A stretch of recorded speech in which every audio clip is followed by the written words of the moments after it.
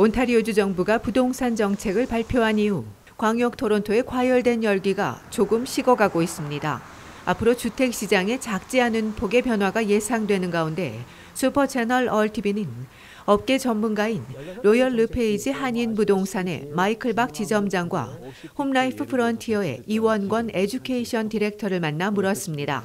이들은 정부 정책이 영향을 미치고 있다고 분석했습니다.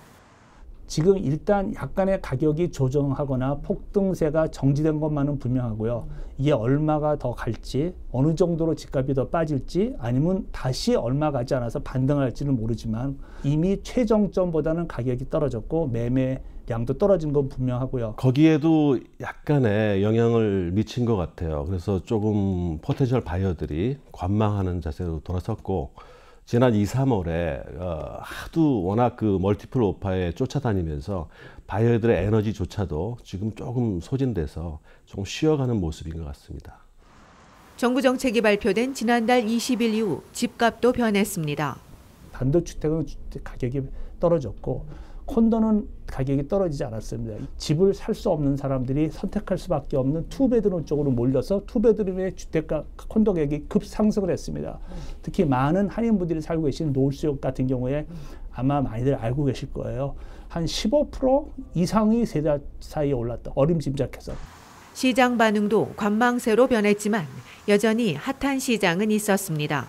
지금 디테치처럼 오버 1.5 밀리언 이상 되는 것은 지금 현재 소강 상태이지만 여전히 80만 불대부터 110만 불 사이에 중소형 주택은 여전히 지금도 굉장히 핫한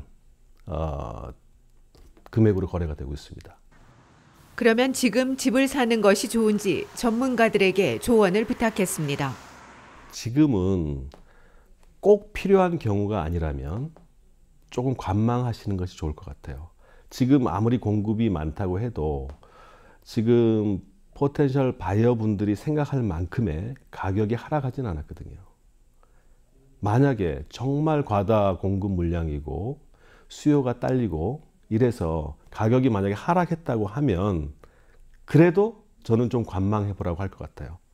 롱텀으로 봤을 때 결국은 토론토 집값은 몇 년 후에는 지금보다는 훨씬 더 상승할 것이다 라고 생각을 하시는 분들은 지금 약간의 조정기를 거치는 이런 상황에서 더 늦기 전에 사시는 게 좋으실 거고, 이 조정기나 가격 하락 폭이 더 클 것이고 길게 가시는 분들은 기다려야 되겠습니다. 향후 집값 전망에 대해 묻자 전문가들은 당분간 변화가 있겠지만 장기적으로는 오를 것으로 내다봤습니다.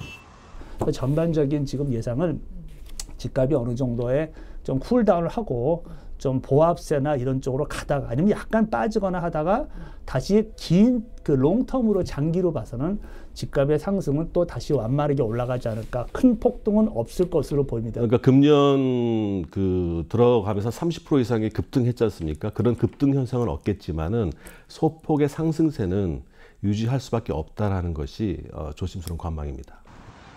지난달에 이어 이번 달에도 부동산 시장이 변화를 겪을 것으로 전해지는 가운데 얼티비 부동산 특집은 내일도 이어질 예정입니다. 얼티비 뉴스 손희정입니다.